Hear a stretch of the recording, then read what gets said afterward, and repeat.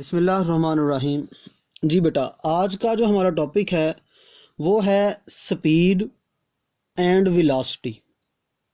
तो बेटा सबसे पहले हम बात करते हैं, स्पीड जो है ये एक स्केलर क्वांटिटी है और वेलोसिटी जो है ये एक वेक्टर क्वांटिटी है। देखें, एस से स्पीड और एस से ही स्केलर, इस तरह से आप इसको याद कर सकते हैं।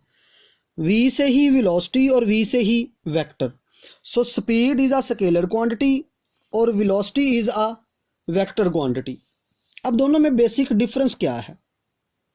स्पीड की जो डेफिनेशन है बेटा वो है distance covered in unit time, यानी कोई भी बॉडी जब किसी स्पेसिफिक टाइम इंटरवल के अंदर कोई डिस्टेंस कवर करती है तो उसे हम नाम देते हैं स्पीड का। यानी यूनिट टाइम में तय करदा फासला जो है उसे स्पीड कहा जाता है। और जो यूनिट टाइम है ये कोई भी टाइम हो सकता है, ये सेकंड में भी हो सकता है, आवर में भी हो सकता है और डेज में भी हो सकता है। अगर हम फॉर्मूले की बात करें तो स्पीड जो है उसको v से ज़ाहिर किया जाता है, क्योंकि ये स्केलर है तो ऊपर बार वगैरह कुछ नहीं लगाएंगे, सिंपल v लिखेंगे। और s ओवर t, s से मुराद यहाँ पे डिस्टेंस है और t से मुराद टाइम है। अब हम जानते हैं जो डिस्टेंस है उसका यूनिट मीटर है और टाइम का ऐसा यूनिट सेकंड है। इस वजह से जो स्पीड है उसका बेटा आपके पास जो यूनिट आएगा वो मीटर पर सेकंड आ जाएगा। और अगर ये टाइम इस तरफ जाके मल्टीप्लाई हो जाए तो डिस्टेंस का फॉर्मूला मेरे पास आ जाएगा s is equal to V into T.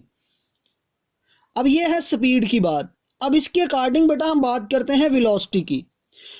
देखिए, स्पीड में डिस्टेंस कवर्ड की बात है, लेकिन वेलोसिटी चूंकि वेक्टर है इसलिए वहां डिस्टेंस की बात नहीं करेंगे, उसमें हम बात करेंगे डिस्प्लेसमेंट की।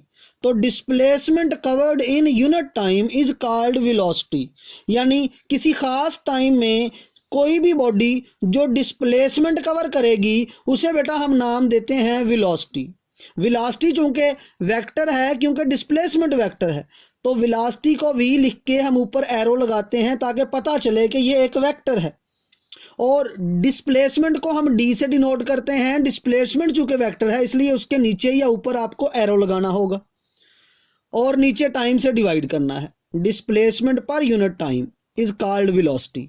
अब डिस्प्लेसमेंट का यूनिट बेटा मीटर है और टाइम का यूनिट सेकंड है, इस वजह से जो वेलोसिटी है उसका भी यूनिट आ जाएगा मीटर पर सेकंड।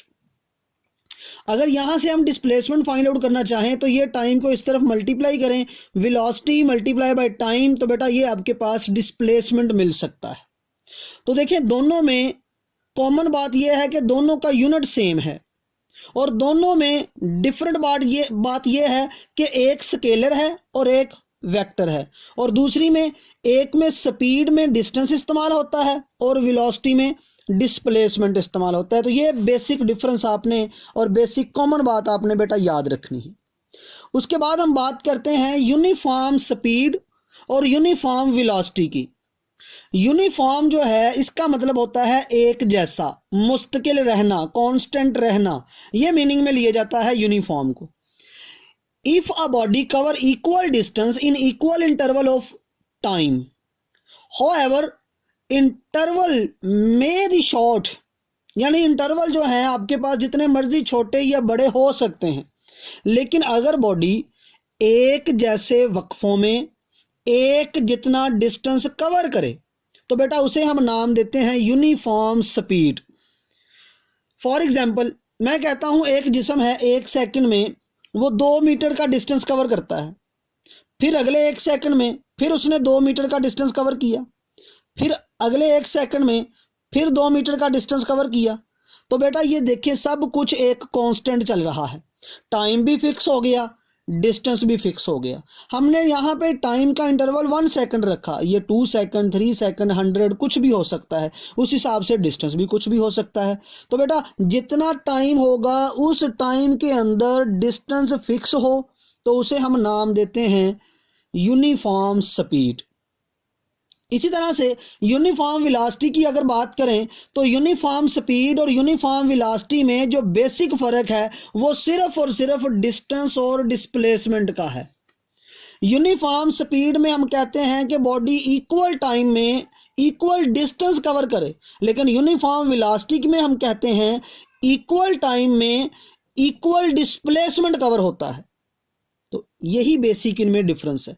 फॉर एग्जांपल मैं कहता हूं एक बॉडी जो है वो 5 सेकंड के अंदर 5 metre distance cover displacement cover करती है, फिर अगले 5 सेकंड में अगेन 5 मीटर, अगले 5 सेकंड में again 5 metre and so on.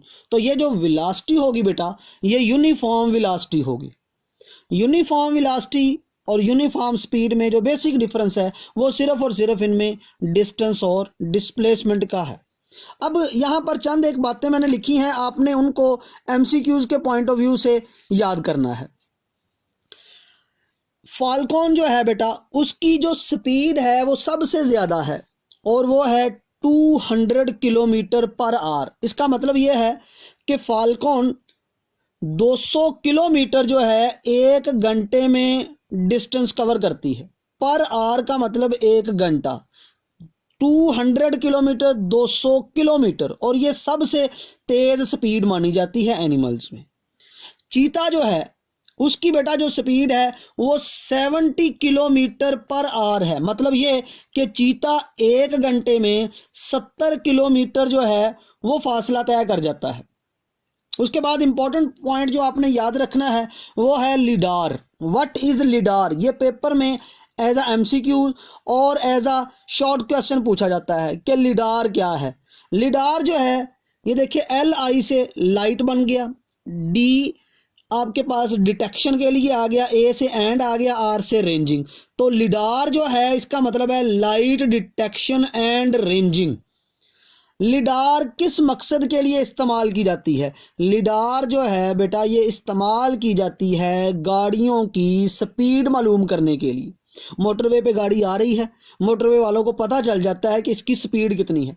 अगर वो एक लिमिट को क्रॉस करके आ रही है तो फौरन उसका चालान हो जाता है। वो किस तरह से बेटा? उनके पास लिडार गन होती है, वहाँ से वो लाइट को फॉल करवाते हैं, लाइट गाड़ी से टकरा के वापस आती है तो दोनों की वेवलेंथ में और में चेंजिंग आती है, फ्रीक्वेंसी में भी चेंजिंग आ सकती है, जिस वजह से हमारे पास डिटेक्शन की वजह से हम उसकी स्पीड मालूम करते हैं। लेकिन आपके लेवल में आपने जो बात याद रखनी है वो ये है कि लिडार गन जो है वो स्पीड कैलकुलेट करने के लिए इस्तेमाल की जाती है।